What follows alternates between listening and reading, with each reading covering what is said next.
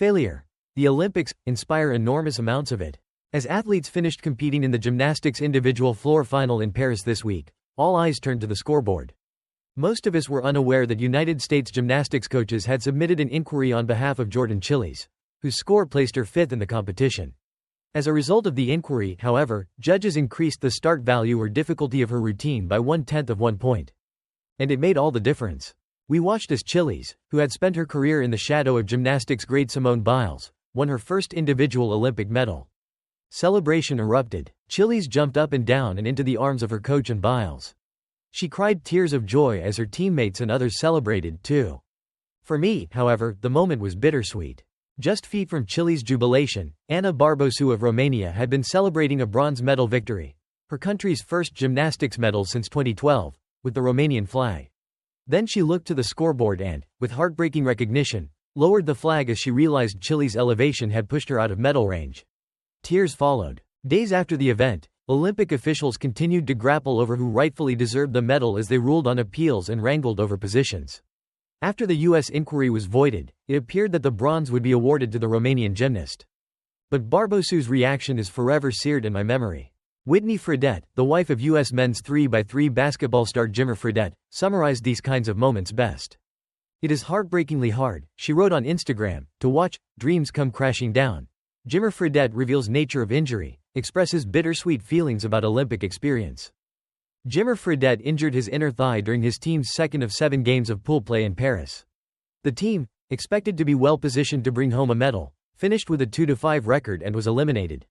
Jimmer Fredette spent the majority of his Olympic experience sidelined. "There have been an insane amount of tears this week, mostly from me, mostly mourning what could have been instead of what was happening," wrote Whitney Fredette.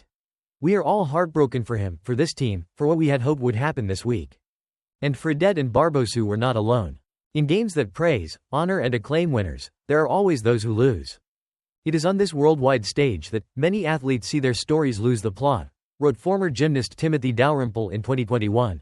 Injuries and circumstances intervene. Athletes who were expected to win, even dominate, come up short. "The Olympics," he continued, "are all about failure. They certainly inspire enormous amounts of it. Olympic dreams inspire countless millions to pursue goals they'll never achieve. Here's why that's a good thing." In Paris, more than 11,000 athletes participated in 32 sports and 329 events. Statistically speaking, the majority of those athletes will return home empty-handed. It is just the way it is. Victory would be empty if it was handed to everyone. That doesn't make it easier to watch dreams crumble. With thousands of others, I stood just weeks ago on the banks of the Seine River during the opening ceremony of the 2024 Paris Games. There was a collective gasp when the boats carrying the Olympic athletic delegations emerged. The energy and excitement were tangible. Hope prevailed in the days that followed. We celebrated, and cried tears of joy, as the United States' Kenneth Rooks claimed silver in the 3,000-meter steeplechase final. Still, in the very same heat, a brutal fall by Ethiopian runner Lemeka Girma left most of us gasping. One race, 2 unexpected outcomes, 1 stunning victory, 1 tragic defeat. Dalrymple knows something about that. His gymnastics career took him to Stanford University and the NCAA championship, before a devastating injury just shy of the 1996 gymnastics trials ended his career. What was the point? What was the purpose of those thousands of hours of training and hardship if it was only to end in injury and disappointment? Where was the meaning in that? He wrote. "The reason we celebrate victory is that most stories, for athletes and really all of us, end in defeat. Take Mozambique sprinter Steven Sabino, 18, and his false start, his only career false start, during the men's 100-meter preliminary round. With his hands on his head and tears running down his cheeks, he walked off the track, facing disqualification and knowing he would return home without competing. I thought this was my opportunity to show the world that I am capable, and unfortunately, it didn't happen," he said. Or the United States 4x100 relay team of Christian Coleman, Kenny Bednarik, Kyrie King and Fred Curley, who bungled a handoff and were disqualified after crossing the finish line in 7th place. "It just didn't happen, but we're human beings, too," Coleman told the media. "We've been through ups and downs in life. This is another one of those times where we've got to just keep our heads down and keep pushing." Or U.S. diver Allison Gibson, 25, who hit her heels on the diving board during the preliminary round of the women's 3-meter springboard. Her performance was ultimately registered as a non-dive, resulting in the 0.0 score. "I hope that anyone who is watching just was able to see what it looks like to get up and keep going even when things don't go the way you want them to. It's about the fight," she said. "Obviously, today didn't go the way I wanted it to, but I think you can learn and grow from every experience. And I truly hope that the next generation of athletes recognize that even in the worst moments you can keep fighting, you can walk courageously. Her words are powerful. Failure comes with being human. Greatness is defined as we rise above it, or accept it. Dalrymple says it is the striving that matters. The Olympic dream animates tens and perhaps hundreds of millions around the globe to pursue dreams they will never achieve, but in striving for those dreams, if they are lucky, they become more of who they were meant to be.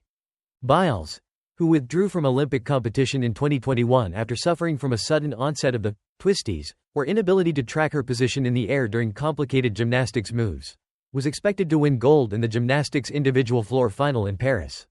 But she stepped out of bounds twice and claimed silver instead. With Chiles, she acknowledged the victory of longtime opponent Brazilian Rebeca Andrade with a bow that showed sportsmanship and humility. I think it was really important for that moment, Biles told CNN.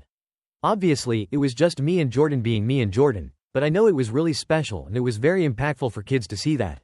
You win with grace, you lose with grace. Jimmer Fredette also displayed that grace. This is devastating for me as I have put 2 years into qualifying for the Olympics with this group who are my brothers, Fredette wrote.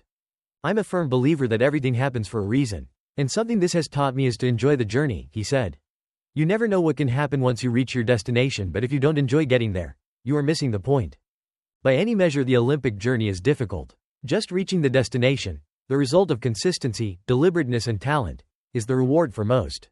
It requires years of work and goals stacked upon goals. Simply said, the opportunity to compete against the best in the world in front of the world is a most important victory. U.S. heptathlete Chari Hawkins, of Idaho, qualified for her first Olympics at age 33. But after running the 100-meter hurdles, she no-heighted, missed 3 attempts in a row and received no points in the high jump. The former Utah State athlete finished the heptathlon in 21st place in a field of 23. Of the 2 women who finished behind her, one dropped out of the event before it started and the other dropped out after 5 of the 7 events. Former Utah State athlete breaks down in tears while struggling at the Olympics, but just as with Fredette, the ending does not define her story. While securing her spot on Team USA for the 2024 Paris Games, for example, Hawkins set 4 new personal records during the U.S. Olympic track and field trials. After qualifying to compete in Paris, she told the Herald Journal, "At the Olympic trials in 2016, I fell short. At the Olympic trials in 2021, I thought it was my last chance of ever being able to call myself an Olympian, and again, I fell short. There's immense pride, accomplishment and a touch of disbelief. It's a testament to decades of consistent hard work, overcoming setbacks and never giving up on myself." Dalrymple has asked numerous Olympic athletes about their experiences. One thing they agree on was that it was never really about the Olympic Games themselves, he wrote. It was about the people they became in striving for excellence. It was, in large measure, he said, about what failure made them.